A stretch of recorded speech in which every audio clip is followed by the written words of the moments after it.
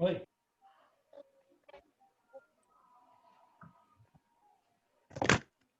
Você desligou o volume?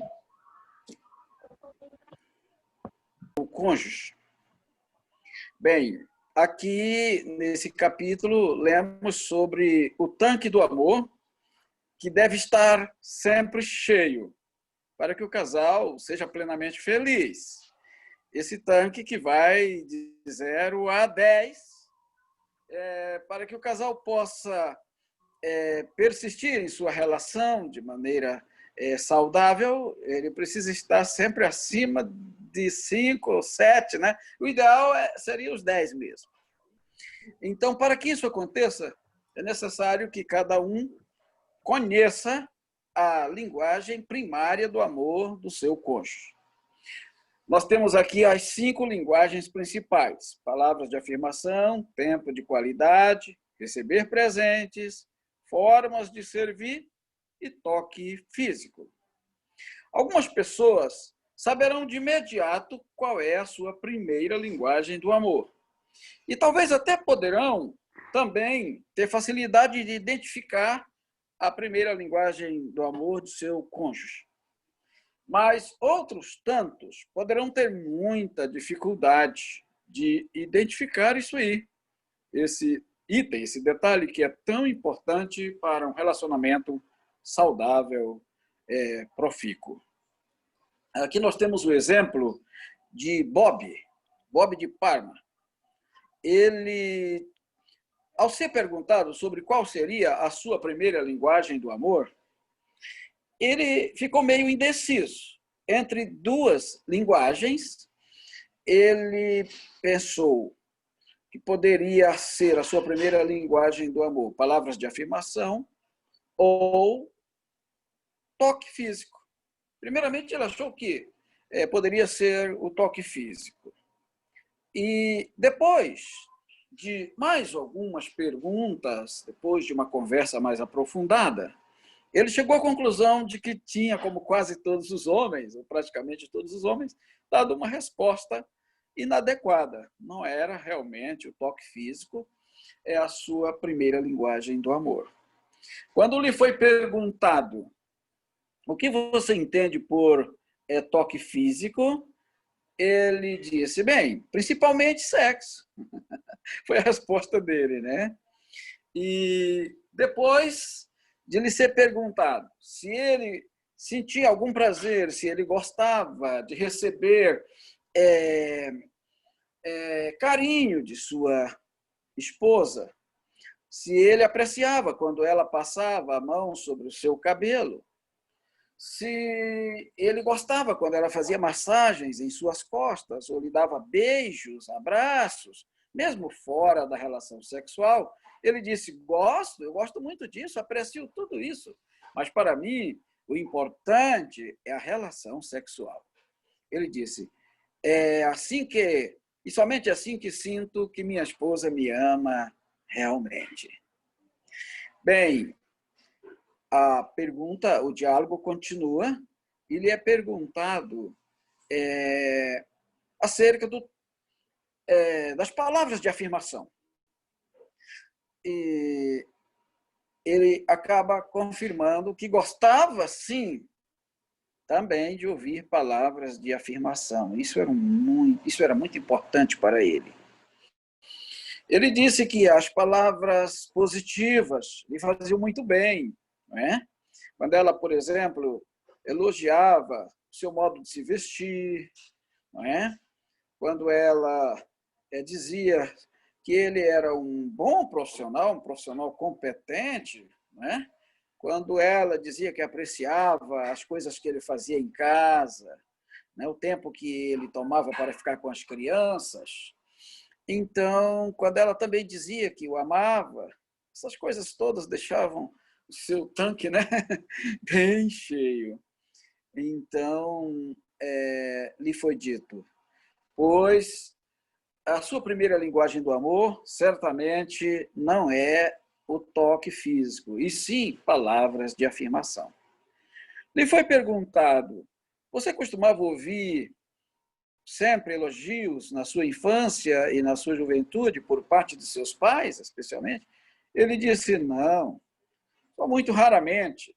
Eu sempre ouvia de cobranças, críticas, de parte de meus pais. E ele disse, pensando bem, eu acho que foi essa a primeira coisa que me atraiu, foi a coisa que eu mais gostei em Carol. Ela sempre me dizia palavras de afirmação. Então lhe foi perguntado mais uma coisa.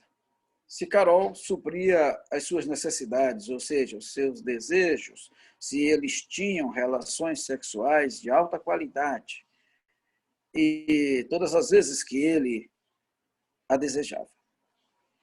E, por outro lado, se ele ficava chateado quando recebia cobranças e críticas, né, de parte dela, especialmente na presença de seus amigos. Se ele, então, achava que não era amado por ela, por essa maneira, por essa forma com a qual ela o tratava. Ele disse, se ela agisse comigo dessa forma, eu me sentiria traído, eu não a amaria profundamente, eu ficaria profundamente magoado, deprimido. Então lhe foi dito, Bob, acho que sua primeira linguagem do amor é palavras de afirmação. Relações sexuais são importantes, extremamente importantes para você e seu senso de intimidade com Carol. Porém, as palavras de afirmação, que ela me diz, são mais necessárias para a sua parte emocional. Veja bem, se ela fosse verbalmente crítica o tempo todo, se ela ficasse te provocando, por exemplo, chegaria uma hora em que você não sentiria o menor desejo de ter relações sexuais com ela, né? Por quê? Porque você estaria magoado. Bob disse, sim, exatamente, é isso mesmo. E Bob admitiu o seu erro ao tentar, ao dizer, ao concluir que a sua primeira linguagem do amor era o toque físico em relação ao sexo, ao desejo sexual que possuía. Por quê? Porque para o homem o desejo sexual é algo automático, né? O prazer sexual tem base física, ou seja, é uma necessidade fisiológica do homem devido à compressão do hormônio nas células, né? Nos fluidos, nos canais seminais. O homem sente o desejo automático de liberar aquela pressão, aquele impulso. Portanto, o seu desejo sexual tem raiz fisiológica, diferentemente da mulher. Mas, apesar de tudo, o homem chega à conclusão, finalmente, de que essas coisas não lhe trazem felicidade, no sentido absoluto, não supre a sua carência emocional. Ele acaba percebendo que as suas necessidades emocionais estão além, são superiores às suas necessidades físicas, aquilo que ele pode adquirir através do contato sexual no casamento. No entanto, para a mulher, o desejo pelo sexo baseia nas emoções e não na fisiologia. Se diz até, Arnaldo Jabor tem uma música, ele diz que homens fazem sexo, mulheres fazem amor. Muito interessante isso aqui, né? Então, na mulher, o desejo por sexo baseia-se nas emoções. Tá? A mulher é motivada pelo emocional. Se ela se sente amada, admirada, apreciada, se ela recebe elogios da parte do marido, reconhecimento, ajuda, não é? Aquelas linguagens que nós já falamos, um tempo de qualidade, né? Palavras de afirmação, enfim, ela realmente sente maior atração pelo marido e maior desejo de se entregar a ele, né? De estar com ele na intimidade, né? Porém, se a proximidade emocional sem essa proximidade, ela terá pouco desejo físico, pouco desejo. Seria bom que todos nós, né, compreendêssemos isso, e resolveria, assim, muitos e muitos problemas, não é? Entre casais, famílias e relacionamentos que estão em crise ou que poderiam vir a entrar em colapso. Há, então, uma tremenda diferença, né, entre o homem e a mulher nesse aspecto. Devido ao fato do homem possuir impulsos físicos e serem liberados em bases regulares, ele automaticamente assume ser essa a sua primeira linguagem do amor. Mas essa não quase sempre não é a realidade, né?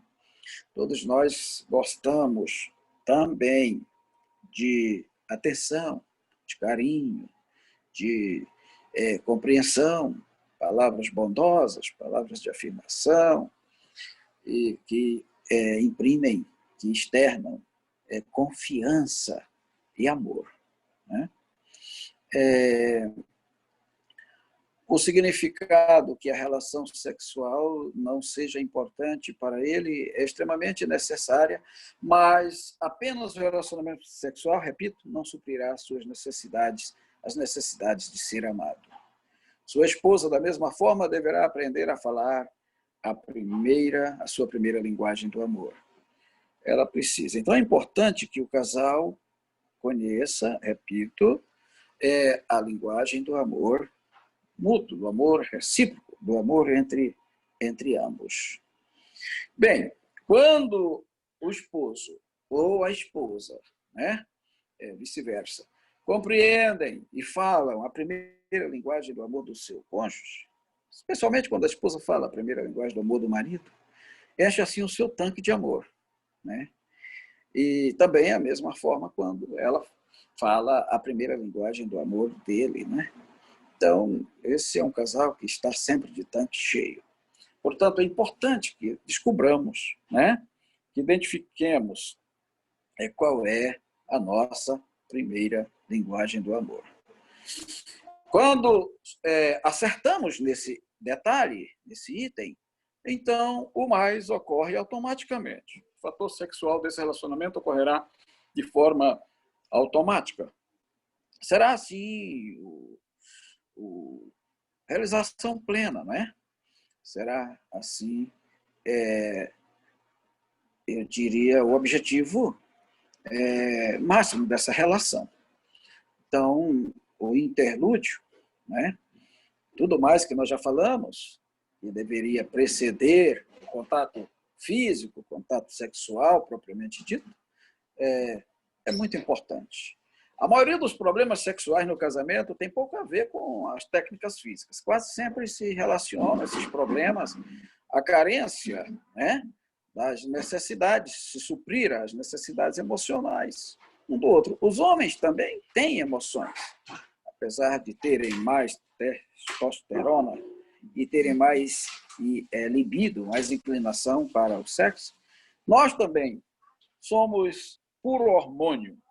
O ser humano é puro hormônio e, portanto, nós somos carentes de emoções, somos carentes, né, de amor no sentido pleno. Então, depois daquela conversa com o Bob, ele refletiu que realmente tinha se precipitado, ele tinha errado na sua forma de avaliar o contato físico como sendo definitivamente a sua primeira linguagem do amor. Agora, existe um detalhe importante. Algumas pessoas poderão ser bilíngues, eles poderão ter mais de uma linguagem do amor, poderão ter duas, ou quem sabe até três linguagens do amor. Ou seja, a pessoa poderá, especialmente a mulher, ela poderá ter como primeira linguagem do amor tempo de qualidade, por exemplo, e poderá ter também o servir, o compartilhamento de tarefas. Qual é a sua primeira linguagem do amor? Se eu perguntasse a mim mesmo, qual é a minha primeira linguagem do amor? Bom, não é fácil, né? Nós vimos aqui que Bob tropeçou nisso aí. Não é fácil, né? Mas uma coisa interessante, o que você faz com que você se sinta mais amado por seu cônjuge?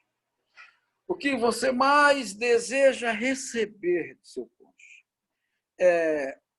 Nós precisamos compreender que, às vezes, aquilo que a gente faz, que a gente oferece para a pessoa, externa aquilo que a gente gostaria também de receber. Pode acontecer que aquilo que você demonstra, aquilo que você faz na sua atitude para com o seu cônjuge, seja uma demonstração de que aquela é a sua primeira linguagem do amor. A não ser que você faça isso assim porque aprendeu com seus pais. Por exemplo, dar presentes. Se você via seu pai presentear constantemente a sua mãe, ou vice-versa, poderá acontecer que você venha a se comportar dessa forma, e sem que isso seja necessariamente a sua primeira linguagem do amor. É apenas um hábito, é uma tradição familiar que você herdou. Mas quase sempre, o que você faz pelo outro demonstra aquilo que você gostaria de receber. Bem, o que você mais deseja? Se a resposta a essa pergunta não surge imediatamente em sua cabeça, talvez você possa compreender que essa não é a sua primeira linguagem do amor. Quando flui espontaneamente, naturalmente, é mais fácil que essa seja a sua primeira linguagem. E se identifique o que te faz mais feliz no relacionamento conjugal. O que o seu cônjuge faz, ou diz, ou deixa de expressar, ou realizar, que mais o magoa, por exemplo? O que ele ou ela faz, ou deixa de fazer? Quem sabe você fique bastante chateado, seu relacionamento seja prejudicado, e até mesmo a sua libido, seu desejo do contato sexual seja prejudicado, porque você se nega a fazer pelo seu cônjuge aquilo que poderia ser a sua primeira linguagem de afirmação, linguagem do amor, ou também a dele, ou dela, no caso. É importante que você faça realmente pela outra pessoa aquilo que você gostaria de receber, né? Na reciprocidade. Nunca agir de forma negativa para magoar a pessoa. Por exemplo, você descobriu que a primeira linguagem do amor da sua esposa é que você a ajude, auxilie nas tarefas do lar e extra-lar, é servir, é o serviço. Mas, para magoá-la, você fica no sofá, né, olhando a TV, um vídeo, um filme, ou a conversar com os amigos, ou em qualquer outra atividade, enquanto ela sozinha se acaba, por assim dizer, né, nas tarefas do lar, que não são poucas. Você faz isso para magoá-la, para chamar a sua atenção. Isso não é bom, não é a melhor maneira de resolver os problemas que, porventura, existam no relacionamento conjugal, no círculo familiar, entre o casal. A melhor maneira de você descobrir ou mesmo revelar a sua primeira linguagem do amor é fazendo uma dessas 5 linguagens, né? E você vai acabar descobrindo qual é a da pessoa. Você vai dispensar a ela tempo de qualidade, por exemplo. Quem sabe? Não é essa a sua primeira linguagem. Lembro-me de que, certa feita lá no parque, em Brasília, eu percebi, sem querer, claro, 2 senhoras conversando. E uma perguntou a outra, e o teu esposo não quis vir? Sua amiga respondeu, não, eu vou largar aquele homem. Eu vou me separar dele. A sua amiga perguntou, mas por quê? Teu marido é um homem maravilhoso, muito trabalhador, cuida bem de você, das crianças, não deixa faltar nada, na casa e por que você quer deixá-lo?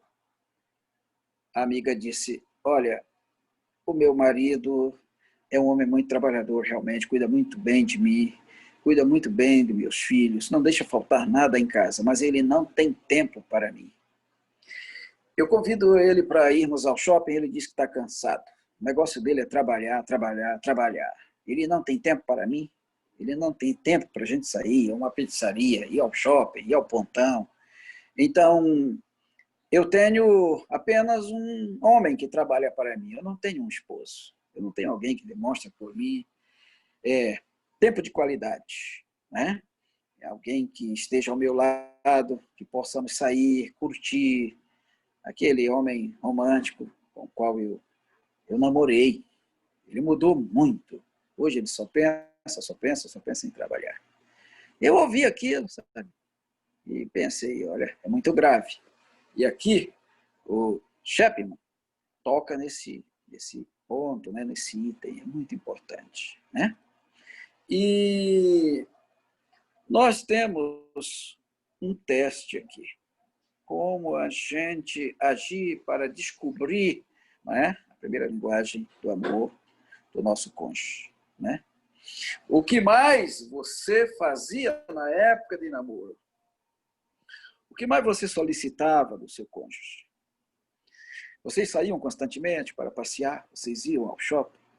Vocês ficavam juntos, assim, no joguinho do celular? Vocês ficavam juntos, conversando no banco da praça? Vocês iam à pizzaria sempre? Se vocês tinham esses hábitos, por exemplo, depois, com o longo dos anos de relacionamento conjugal, vida conjugal, essas coisas desapareceram do relacionamento, e por isso o casamento começou a entrar água, por assim dizer, é bom parar, rever, analisar qual foi a diferença, o que aconteceu, né? Então, essa é uma maneira de corrigir o problema, certo? A irmã White fala disso, ela diz, conservem sempre as primeiras afeições, dispensem sempre as primeiras atenções. Porque o que acontece muitas vezes é que a moça se casa com o príncipe e vai viver com o sapo, não é?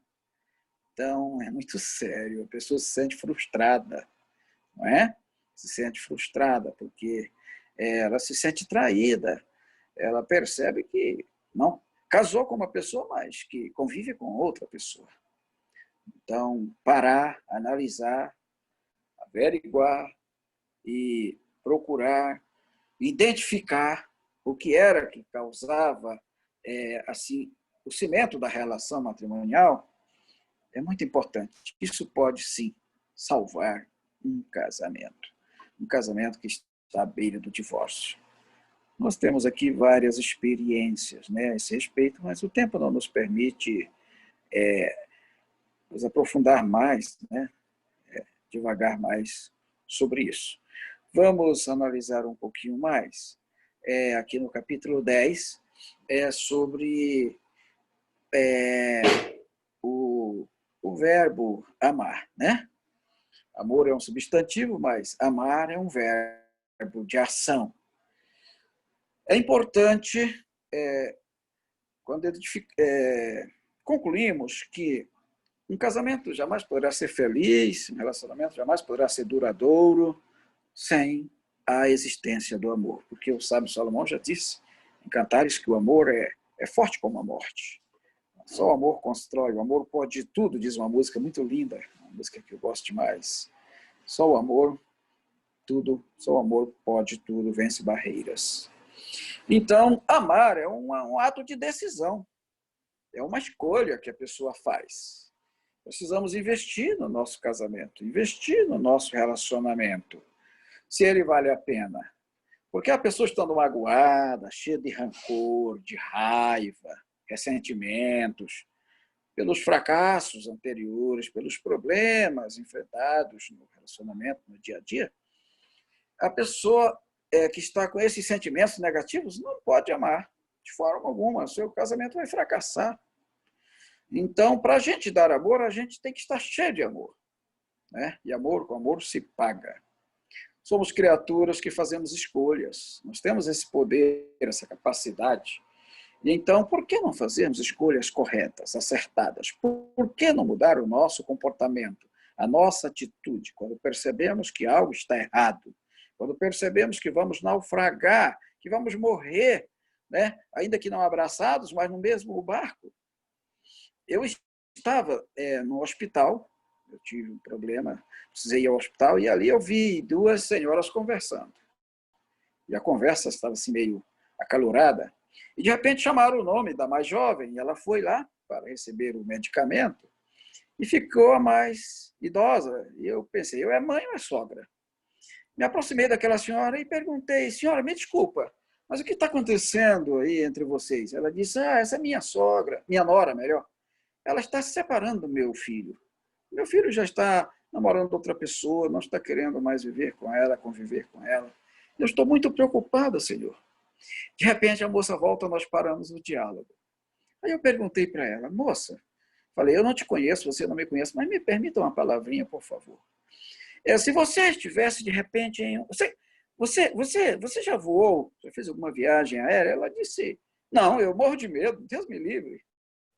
Falei, mas vamos imaginar que você estivesse dentro de uma aeronave, aí a 8.000 metros de altura, 800 quilômetros por hora, e de repente ela entrasse em uma turbulência. O que você faria? Você saltaria? Você pularia da aeronave? Você diria, abre a porta que eu vou saltar? Irmãos, eu só falei isso. Ela começou a chorar. Começou a chorar e mudou de ideia. Ela começou a trabalhar para resgatar o seu marido, para salvar o seu casamento. Então, amar é uma decisão. Mas você só decide quando você escolhe decidir. Quando você resolve realmente dar o seu melhor. Você deixa de lado as desculpas, né? Aí você pede desculpas por ter magoado, por ter negligenciado, pelas suas atitudes não muito acertadas para com o seu cônjuge. Isso pode salvar um casamento que esteja à beira do divórcio. Eu tenho sempre dito que o casamento quase sempre que termina em divórcio é um casamento natimorto. As pessoas já entraram para a relação percebendo que tinha pouca probabilidade de dar certo, mas insistiram em levar avante. Nesses casos, Ellen White disse que casamentos precoces devem ser evitados. É melhor que terminem no altar do que levarem o problema avante, porque não vai terminar bem. Então, mas quando já na vida conjugal vem os conflitos, a solução é se sentar, analisar o passado, corrigir os erros e procurar acertar. Eu quero concluir esse capítulo falando de uma experiência. Em uma certa cidade onde eu era missionário, tinha uma irmã muito bem casada, casada há muitos anos, ela não dependia do esposo financeiramente, nem ele dela, eram ambos aposentados, ele um alto oficial do Exército e trabalhava como gerente de uma empresa de segurança muito grande, uma das maiores do Brasil, a maior do Brasil, por sinal, e ela era uma profissional aposentada, não vou dizer o ramo para não identificar, e ambos tinham muitos imóveis alugados. E um dia, 2 filhos dela e um genro chegaram à minha casa. Pastor, viemos aqui para o senhor falar com a nossa mãe, porque o nosso pai foi embora de casa, que ela o expulsou. Ela flagrou ele, através do meu irmão, flagraram ele num relacionamento extraconjugal com uma secretária dele, lá da empresa. Uma mulher muito nova, bonita, atraente, que estava sempre perfumada, bem vestida e de bem com a vida. Enquanto aquela irmã, eu cheguei à casa dela certa feita, ela estava com a roupa rasgada, toda suja de tinta, pintando as grades da casa. Ela tinha uma piscina muito bonita, por sinal, no quintal, onde ela nunca tinha posto o pé. Ela nunca nos convidou, eu com as crianças pequenas, para tomarmos um banho lá. E aí eu fui então até a casa dela e conversamos por uma manhã inteira lá em seu quarto, ela em prantos, entre lágrimas, entre prantos, ela me contando, olha, pastor, fui uma mulher fiel, casei-me de virgem com esse homem. Foi me contando os detalhes da relação. E ela disse, agora ele fazer isso, eu não o perdoo, não o aceito de volta. Ele maculou meu leito, está tudo acabado entre nós. Eu comecei a falar a ela e ele disse, irmã, O seu esposo não tem uma esposa mais. Me parece que ele não tem mais uma mulher, uma pessoa que o aguarda em casa cheia de amor, bem vestida, cheirosa, perfumada, uma mulher vencedora que tem o seu carro, que dirige, uma mulher que faz um curso, etc. Ele tem uma empregada, uma faxineira em casa. Então ele está procurando essa pessoa. E parece que ele achou essa pessoa lá no seu local de trabalho. Irmãos, aquilo foi um choque para ela. Falei para ela, olha, o problema me parece que está na irmã. Está na irmã. A senhora precisa ter uma atitude vencedora. A senhora precisa ter seu automóvel, que a senhora tem dinheiro para comprar até 10, se a senhora quiser. A senhora precisa dirigir para a igreja no seu próprio carro. A senhora não precisa ficar dependendo de carona dele ou ir de ônibus para o trabalho missionário.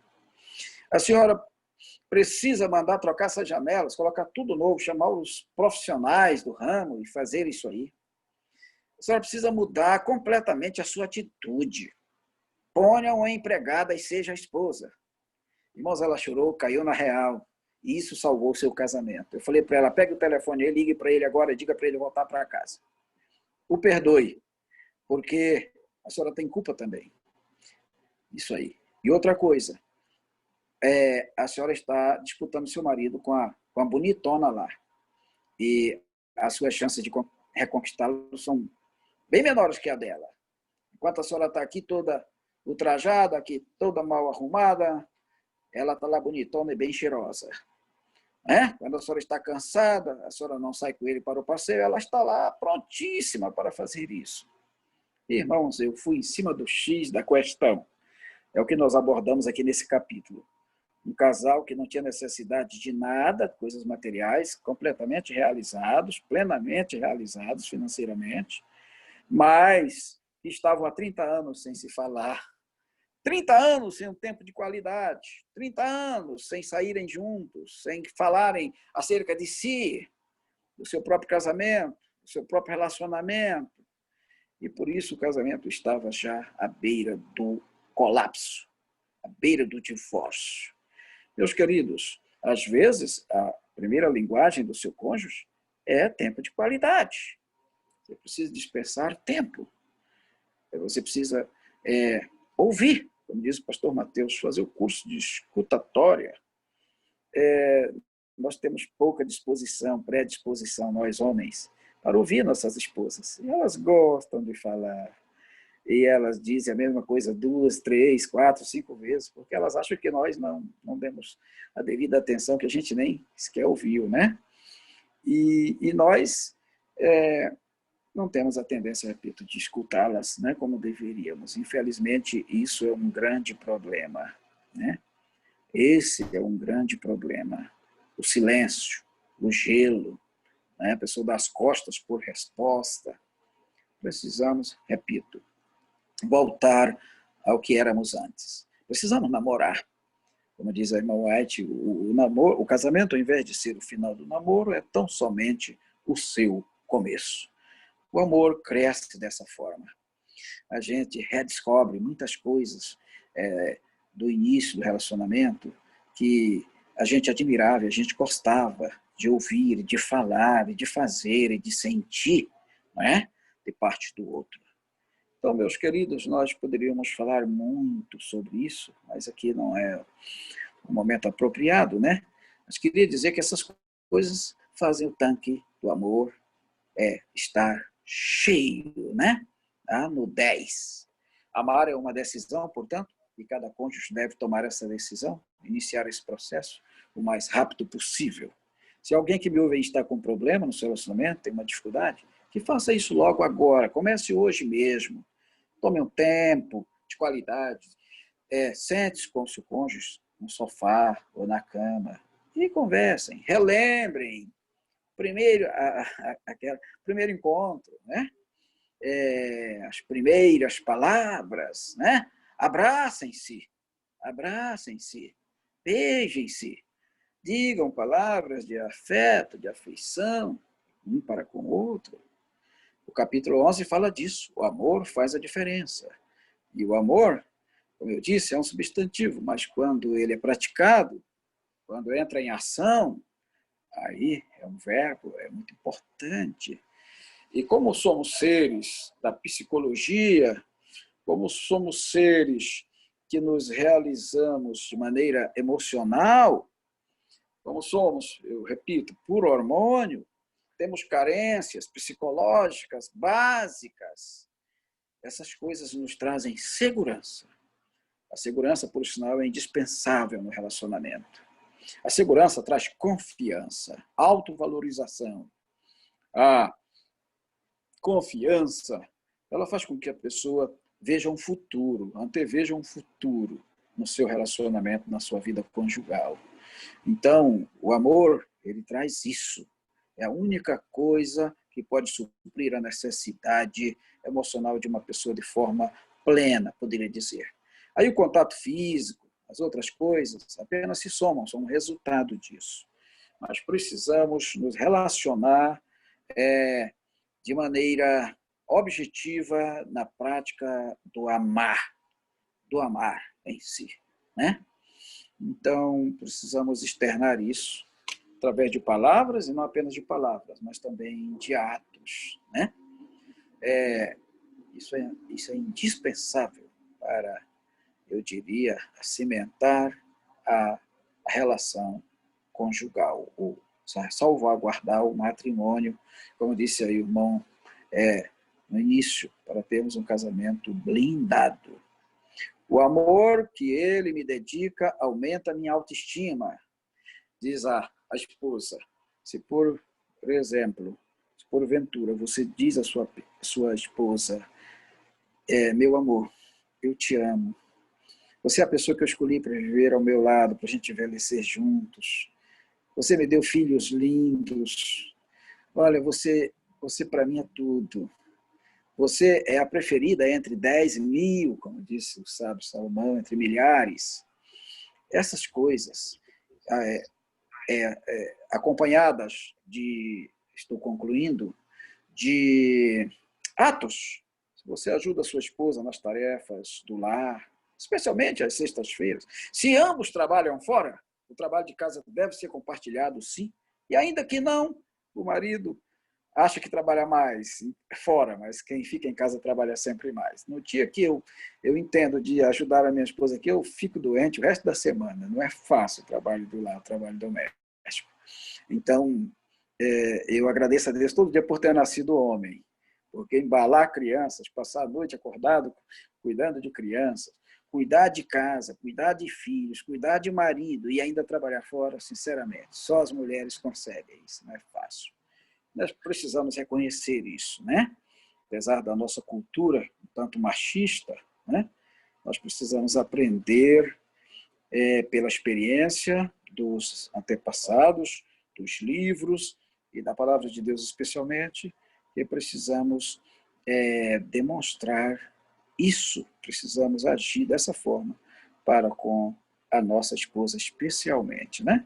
Quando vocês estão trabalhando juntos, vocês têm uma oportunidade de grosarem, né? De tocarem acidentalmente um no outro. Tem a possibilidade de estarem ali conversando, e trocando ideias, se relacionando, e isso é muito bom mesmo. Você tem o retorno na intimidade da parte dela, né? Você é bem recompensado por isso como esposo. Então, eu concluo aqui essa palestra. Espero ter alcançado o objetivo. Perdoe-me, porque é muito extenso, são 3 capítulos, mas eu procurei dar o meu melhor. Que Deus nos abençoe, que Ele nos dê a sua graça e que tenhamos casamentos duradouros, que resistam aos intempéries do tempo e da eternidade. Para a eternidade, é o meu desejo e a minha oração. Amém.